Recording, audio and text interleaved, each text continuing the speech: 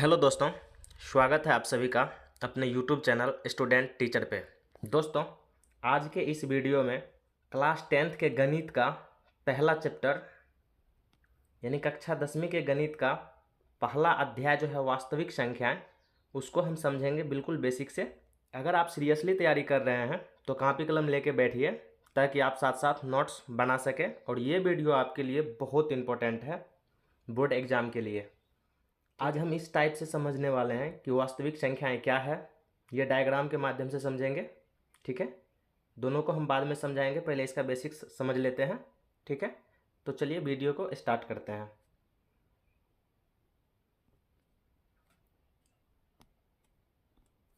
देखिए, पहला है वास्तविक संख्याएं। ठीक है, वास्तविक संख्याएं क्या है, इसको समझने से पहले हम समझ लेते हैं संख्याएं क्या है। ठीक है, और संख्या को समझने से पहले हम ये देख लेते हैं कि संख्या किससे बनता है। ठीक है, तो संख्या बनता है अंक से। अब अंक क्या है? अंक एक टाइप का चिन्ह है, ठीक है, जिससे संख्या बनता है। जैसे 0, 1, 2, 3, 4, 5, 6, 7, 8, 9, ये सब क्या है? अंक है। यानी हमारे पास कुल अंकों की संख्या कितनी है? 10। कुल अंकों की संख्या 10 होती है। ठीक, अब देखते हैं संख्या। संख्या क्या है? देखिए, संख्या जैसे कि हम लिखे हैं इधर 2, ये क्या है? ये एक अंकों की संख्या है। 2 क्या है? एक अंकों की संख्या।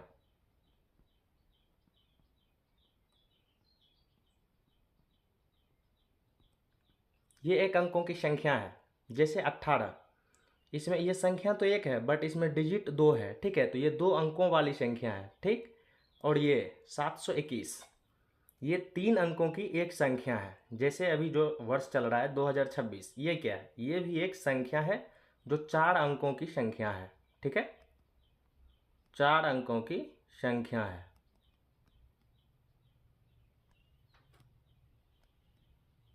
चार अंकों की संख्या है।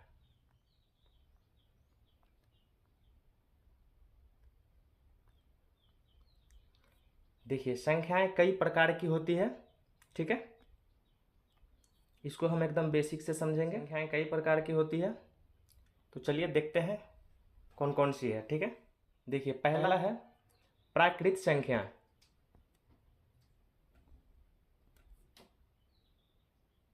प्राकृत संख्याएं यानी नेचुरल नंबर। ठीक है, किसे कहते हैं? गिनती की संख्या को प्राकृत संख्या कहते हैं। देखिए, गिनती की संख्या को प्राकृत संख्या कहते हैं। जैसे जैसे 1, 2, 3, 4, 5 डॉट डॉट डॉट, ये अनंत तक जाता है। ठीक है, उसके बाद होता है पूर्ण संख्या। ठीक है, उसके बाद होता है पूर्ण संख्या। ये पूर्ण संख्या क्या है? इसका इंग्लिश होल नंबर्स होता है। पूर्ण संख्याएं प्राकृत संख्या जो है, यहाँ पे प्राकृत संख्या जो है, इसके आगे अगर आप 0 लगा देंगे तो ये पूर्ण संख्या हो जाएगा। ठीक है, देखिए यहाँ पे है प्राकृत संख्या में शून्य शामिल करने से पूर्ण संख्या बनता है। यहाँ से यहाँ तक क्या है? यहाँ से यहाँ तक तो नेचुरल नंबर ही है ना, प्राकृत संख्या। इसमें मात्र हम क्या जोड़े हैं? अभी शामिल किए हैं सिर्फ 0। ठीक है, तो ये क्या हो गया? ये हो गया आपका पूर्ण संख्या यानी होल नंबर्स। ठीक, ये भी अनंत तक जाता है। ठीक, अब हम आगे देखते हैं। दूसरा है पूर्णांक संख्या। पूर्णांक क्या है? पूर्णांक को इंग्लिश में इंटीजर्स कहते हैं। पूर्णांक पूर्ण संख्याओं के समूह में उनके ऋणात्मक संख्याओं को मिलाने से पूर्णांक बनता है। देखिए, यहाँ तक ये क्या है? ये टोटल है पूर्ण। ठीक है, ये टोटल जो है ये क्या है? ये पूर्ण संख्या है। इसमें देखिए, हम नेगेटिव वाले जो लिए हैं, इधर से हम नेगेटिव वाले जो लिए हैं -4 से यहाँ -1 होगा, -4 से यहाँ तक जो लिए हैं -1 तक, तो ये जब मिलाते हैं यहाँ तक तो इधर ये क्या है? पूर्ण है। ठीक है, इसमें हम माइनस वाले लिए हैं तो ये क्या हो गया? ये हो गया पूर्णांक यानी इंटीजर्स।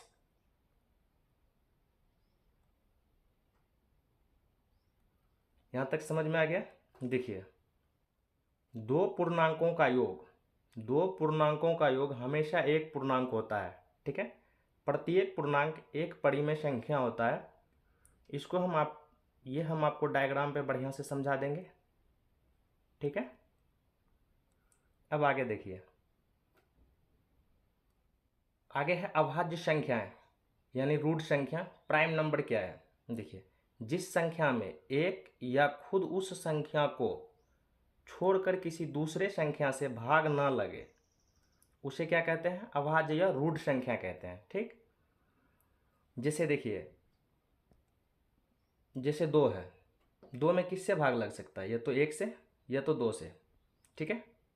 ये दोनों के अलावा किसी से भी भाग नहीं लगेगा। जैसे 11 है, ठीक है, ये तो 1 से जाएगा या तो 11 से जाएगा। इसमें देखिए, ये तो एक या खुद उस संख्या को छोड़कर, यानी 1 है और ये 11 खुद ये संख्या है, ठीक है। इसी टाइप से अब आगे देखिए, इसका केवल 2 गुणनखंड होते हैं यानी फैक्टर्स। इसका केवल 2 फैक्टर्स होते हैं। जैसे कि आप यहाँ पे देख रहे हैं, 2 का 2 फैक्टर है, 1 और 1 2। जैसे समझिए इधर, जैसे अगर हम 13 लेते हैं, ठीक है, 13 लिए, इसका गुणनखंड क्या होगा? 1 गुना 13, ठीक है। अगर हम ले लिए 19, तो 19 क्या होगा? 1 गुना 19। तो यही क्या है? ये है गुणनखंड, ठीक है, 1 और 2, ठीक है। देखिए, अभाज्य संख्याएं जो है, ठीक है, अभाज्य संख्या का जो फॉर्म यानी रूप होता है,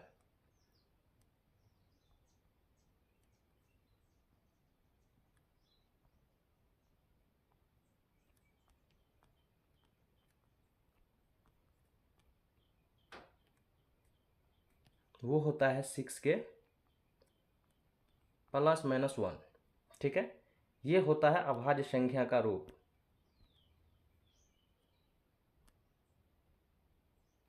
ये होता है अभाज्य संख्या का रूप। अब देखिए, अब आप के जगह पे कुछ भी रखिए। जैसे हम के जगह पे 1 रखते हैं, ठीक है, प्लस, हम प्लस वाला लेते हैं पहले, ठीक है, अब 1 करते हैं, तो 6 एकम 6, 1 कितना हो जाएगा? ये हो जाएगा 7। अगर हम यहीं पे माइनस वाला लेंगे, अगर हम यहीं पे माइनस वाला लेते हैं, तो 6 की जगह पर 1 और -1 लिखेंगे, तो ये कितना हो जाएगा? ये हो जाएगा 5। और देखिए 5 7, ये क्या है? यह है अभाज्य संख्या, ठीक। अब देखिए, इसको हम समझते हैं। देखिए, कोई भी अभाज्य संख्या 6 के +-1 के रूप का होता है, लेकिन कोई कोई संख्या जो कि अपवाद भी है। जैसे अगर हम इधर 6 के जगह पर अगर 4 लेते हैं, ठीक है, तो माइनस करेंगे तो ये 23 होगा, यानी 23 होगा। लेकिन अगर यहाँ 6 के जगह पर अगर हम 4 लिए और +1 किए, ये हो जाता है 25 यानी 25, और 25 एक अभाज्य संख्या नहीं है। तो कोई कोई संख्या जो है ना, वो अपवाद होता है, ठीक है। लेकिन बाकी जो भी होगा वो 6 के +-1 के रूप में ही होगा, ठीक। यहाँ से आपको समझ में आ गया अभाज्य संख्या। अब हम आगे देखते हैं भाज्य संख्याएं को। अगला है भाज्य या यौगिक संख्याएं, ठीक है। इसको हम कंपोजिट नंबर इंग्लिश में कहते हैं। देखिए, ये क्या है?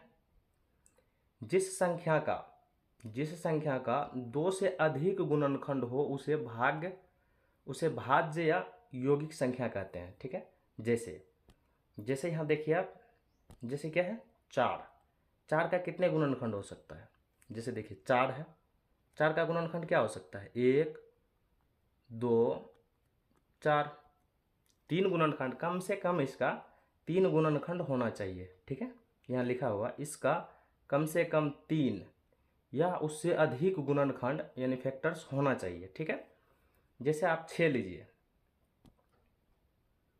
जैसे अगर आप 6 लेते हैं तो 6 का भी कितना गुणनखंड है? 1 है, 2 है, 3 है, 6 है। ये सब क्या है? इसका गुणनखंड है, ठीक है। तो इसी टाइप से भाज्य संख्या जो भी है, जैसे 25 है, तो 25 को हम क्या क्या लिख सकते हैं? 5 गुना 5, 25 गुना, ये 25 से भी डिवाइड होगा, वो भी लिख सकते हैं, ठीक है। तो इसी टाइप से जिस संख्या का 3, यहाँ देखिए, जिस संख्या का तीन कम से कम तीन या उससे अधिक गुणनखंड हो उसे क्या कहते हैं? उसे कहते हैं भाज्य या यौगिक संख्याएं, कंपोजिट नंबर्स। ठीक, अब हम आगे देखते हैं। आगे है सम संख्या। ठीक है, इवन नंबर। सम संख्या किसे कहते हैं? सम संख्या जिस संख्या में दो से पूरा पूरा यानी पूर्णतः विभाजित या भाग लग जाए उसे क्या कहते हैं? सम संख्या। जैसे देखिए, दो है तो दो में दो से पूरा पूरा भाग लग जाएगा। ठीक है, जैसे चार है। ठीक है, चार है तो चार में क्या हो जाएगा? चार में पूरा पूरा भाग दो से लग जाता है। तो इस टाइप की संख्या क्या होता है? इस टाइप की संख्या होता है सम संख्या यानी इवन नंबर्स। ठीक, देखिए सम संख्या का रूप होता है 2n का। 2n का इसका रूप है। ठीक है, सम संख्या का रूप है 2n का। अब n के जगह पे आप कुछ भी रखिए। जैसे अगर n के जगह पे आप -1 रखिएगा तो -2 हो जाएगा ये। यानी n के जगह पर अगर आप -1 रखते हैं तो 2n है। n के जगह पे -1 रखते हैं, -1 तो 2 गुना -1 कीजिएगा तो -2 होगा। अगर n के जगह पे आप 0 रखते हैं तो 0 गुना 2 कीजिएगा तो 0 होगा। ठीक है, यानी कि -2, 0, 2, 4, 6 ये सब भी क्या है? ये सब एक सम संख्या है। और इसका रूप जो बताया अभी आपको, इसका रूप ये है। ठीक है, फॉर्म 2n का फॉर्म होता है सम संख्या का।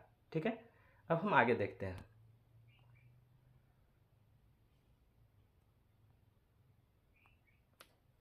आगे का है विषम संख्या। विषम संख्या क्या है? विषम संख्या यानी ऑड नंबर्स।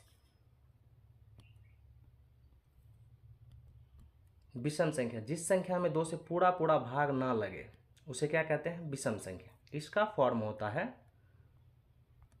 2n + 1 का। ठीक है, इसका फॉर्म होता है 2n + 1 का। अब देखिए आप,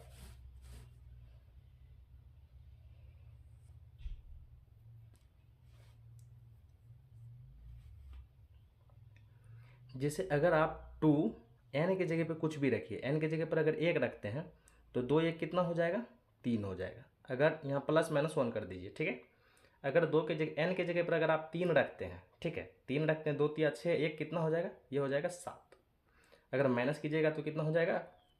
5। ठीक है, तो इसी टाइप से ये क्या है? 1 3 5 7 9 11 13 ये सब क्या है? ये सब सम संख्या है। ठीक है, इसका फॉर्म याद रखिएगा तो आपको बिल्कुल प्रॉब्लम नहीं होगा कि सम संख्या विषम संख्या किसे कहते हैं। ये फॉर्म जरूरी है, याद रखिएगा। ठीक है, अब हम आगे बढ़ते हैं। अगला है सहअभाज्य संख्या यानी को प्राइम नंबर्स क्या है। ठीक है, इसको समझते हैं। देखिए, ऐसी संख्याएं, ऐसी दो संख्याएं जिसका HCF केवल एक हो या हमेशा, ये हमेशा जोड़े में रहता है। ठीक है, जैसे इधर देखिए, दो संख्या है, इधर भी दो संख्या है, इधर भी दो संख्या है। ठीक है, ये हमेशा जोड़ा में रहेगा। और इसका HCF अगर आप कीजिएगा, HCF मतलब क्या होता है? Highest common factor. ठीक है, HCF का मतलब होता है हाईएस्ट कॉमन फैक्टर। अगर आप 6 और 11 का कीजिएगा तो 6 का क्या होगा? 2 गुना 3 गुना 1। ठीक है, उसके बाद हम 11 को तोड़ते हैं। 11 को तोड़िएगा तो क्या होगा? ये होगा 11 गुना 1। इसमें देखिए कॉमन क्या हो रहा है? कॉमन हो रहा है इसमें 1। ठीक है, इसमें कॉमन हो रहा है 1, यानी इसका HCF कितना है? इसका HCF होगा 1। ये क्या है? ये है सहअभाज्य संख्या। ठीक है, देखिए आप 5 और 6 को भी लीजिएगा तो ये क्या होता है? ये सहअभाज्य संख्या होता है जिसका HCF केवल 1 हो। ठीक, देखिए एक बहुत इंपॉर्टेंट बात है इधर। देखिए, कोई भी दो संख्या लगातार, इसको हम मैथ में अक्सर ये क्रमागत लिखा हुआ रहता है, संख्या सहअभाज्य होता है। जैसे आप 5 6 लिए हैं,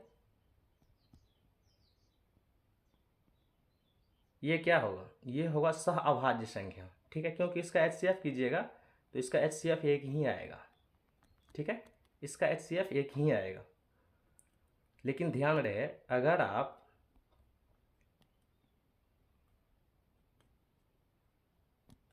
6 6 और 8 लेते हैं तो ये क्या हो जाएगा, ये कभी नहीं होगा, क्योंकि देखिए 6 को अगर हम तोड़ते हैं तो ये होगा 2 गुना 3 गुना 1, ठीक है। और 8 को हम तोड़ते हैं तो ये हो जाएगा 2 गुना 2 गुना 2 गुना 1। यहाँ देखिए यहाँ क्या हो रहा है, ये यहाँ 1 भी कॉमन आ रहा है और 2 भी कॉमन आ रहा है, तो ये क्या है, ये सह अभाज्य संख्या यानी को प्राइम नंबर नहीं है, ठीक है। यहाँ तक समझ में आ गया आपको। अब हम आगे बढ़ते हैं। अगला नंबर है परिमेय संख्या यानी रेशनल नंबर, ठीक है। ये क्या है इसको समझते हैं। देखिए वैसी संख्या जो पी वाई क्यू के रूप में हो या जिसे हम पी वाई क्यू के रूप में लिख सकते हैं वो क्या है, वो है परिमेय संख्या, ठीक है। जहाँ पी, देखिए जहाँ पी और क्यू एक पूर्णांक है, पूर्णांक के बारे में हमने पीछे आपको बताया है, और क्यू जो है क्यू 0 के बराबर नहीं है, ठीक है। ये जहाँ क्यू डज नॉट 0 यानी क्यू 0 के बराबर नहीं है, ठीक है। जैसे ये देखिए 8/5 है, ये 5/2 है, ये सब क्या होगा, ये सब है परिमेय संख्या, ये पी वाई क्यू के रूप में है, ठीक है। जहाँ क्यू 0 तो नहीं है ना, बस हो गया, ठीक है। 12/6 है।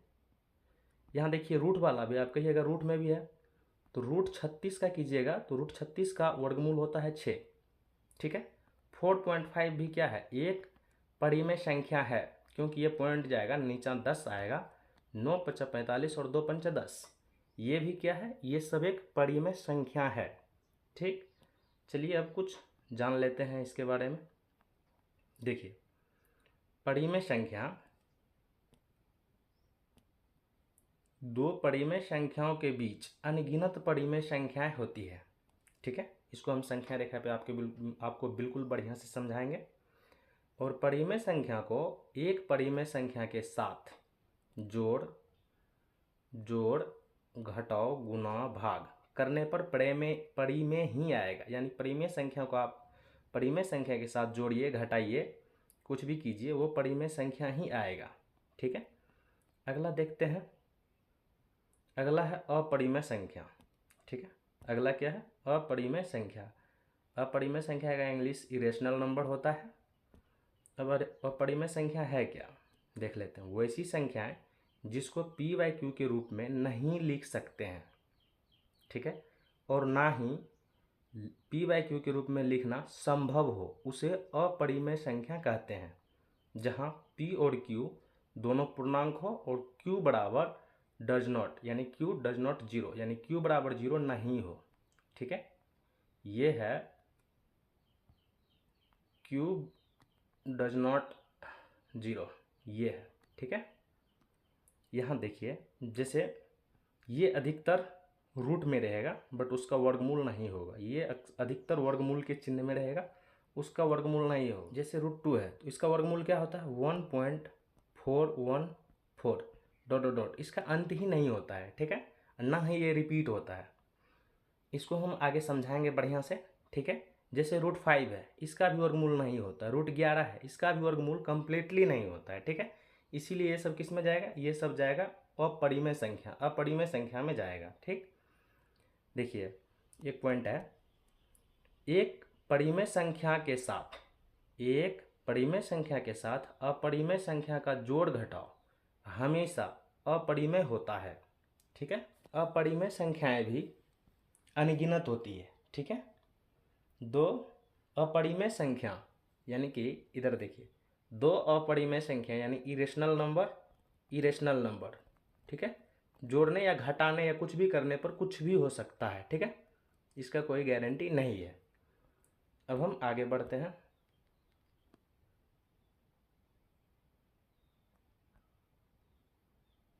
अगला है वास्तविक संख्याएं, ठीक है। अगला है वास्तविक संख्याएं, रियल नंबर्स, यही है मेरा टॉपिक, ठीक है। इसको थोड़ा अच्छा से देख लेते हैं। देखिए वैसी संख्याएं जिसका वर्ग धनात्मक हो और जिसे संख्या रेखा पर दर्शा सकते हैं, ठीक है। देखिए वास्तविक संख्या क्या होता है कि जिसका वर्ग यानी वास्तविक संख्या का स्क्वायर कीजिएगा तो वो धनात्मक आएगा, नेगेटिव नहीं रहेगा। जीरो आ सकता है लेकिन वो धनात्मक आएगा, ठीक है। इसका स्क्वायर कीजिएगा या तो ये जीरो से बड़ा रहेगा या तो जीरो के बराबर रहेगा। जैसे देखिए जीरो का स्क्वायर अगर आप करते हैं तो क्या आएगा, जीरो आएगा, ठीक है।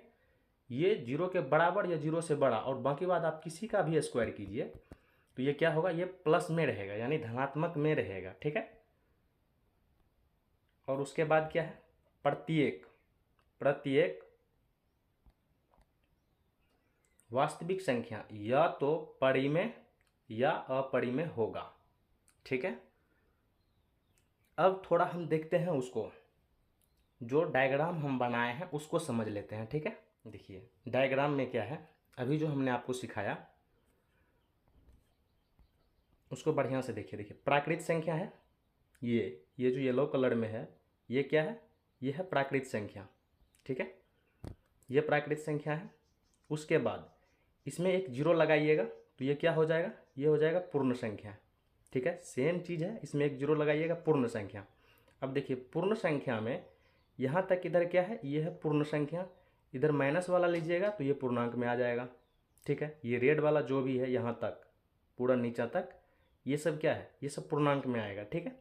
उसके ऊपर इसमें देखिए पॉइंट वाला नहीं लिए हैं ना ही फ्रैक्शन वाला लिए हैं। अगर आप फ्रैक्शन और पॉइंट वाला लेते हैं तो ये परिमेय संख्या में आ जाएगा, यानी कि ये पूरा जो है, ठीक है, ये पूरा क्या हो जाएगा, ये परिमेय संख्या में आ जाएगा, ठीक।